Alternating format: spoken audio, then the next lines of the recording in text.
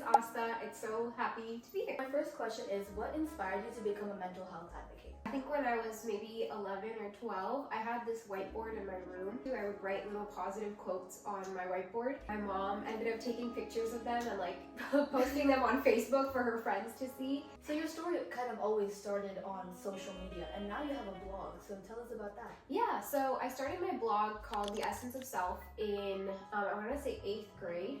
And what's the most common misconception that you've come across about mental health? There's a lot. You would be surprised. If somebody has a mental health disorder or they're going through mental health struggles, that's kind of it. And that's their entire like identity.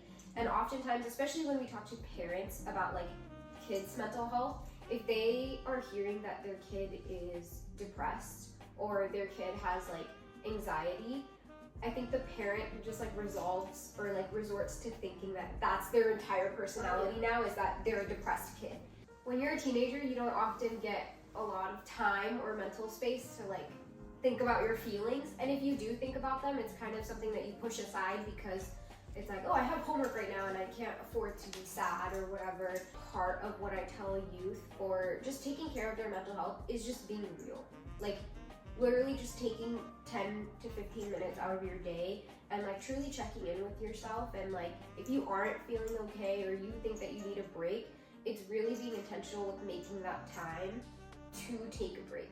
You know, like the whole over dramatization of self-care where people think you need to take an elaborate bath with like 17 different bath bombs, like the full-on trays that yes, with the trays, and like you need to have a bed rot day. Like while those things are helpful for some people, but I think self-care doesn't need to be all that glorified like we see on social media. It could literally be something simple. And you study medicine and you often work night shifts.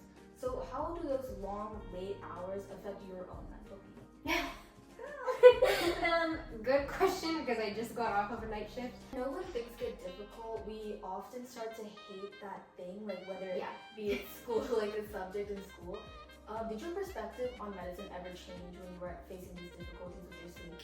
Surprisingly, no. I was really nervous that like, what if I step into a hospital and I hate it? When I was a kid, I had a really bad immune system. Okay. When I was a kid, I spent my Christmas break at the hospital. I just remember like one of the doctors actually dressed up as Santa. It's actually going in my medical school application, so you're getting the insider peek. Yeah, I think as women, we have a lot of priorities and a lot of expectations put on us. You are competent enough to come out of whatever you're going through. Do you think that we should just like ignore the people that are inflicting these stereotypes upon us, or is there a way that we could get them to change? A lot of the stereotypes, at least from our like Indian, South Asian community, have been from a lot of elders. They did grow up in a generation where men were seen as caretakers, so they couldn't be sad or feel emotions or go through mental health struggles. That's a very interesting perspective to look at, like seeing where they come from, because usually most of the time when someone doesn't agree with you, you just cut them off. Yes, exactly. That's what you're just wired to do. Yeah, that's really important to me as somebody that's grown up like struggling with my mental health, but then also wanting to go into mental health advocacy. It was like, how do I pour from an empty cup? The more that you pour into yourself, you're gonna have the energy and the capability to pour into other people. What can you do to immediately fix them? And what's a long-term fix? There's no way we talk the same, we use the same slang, and I'm literally 7 years older than you.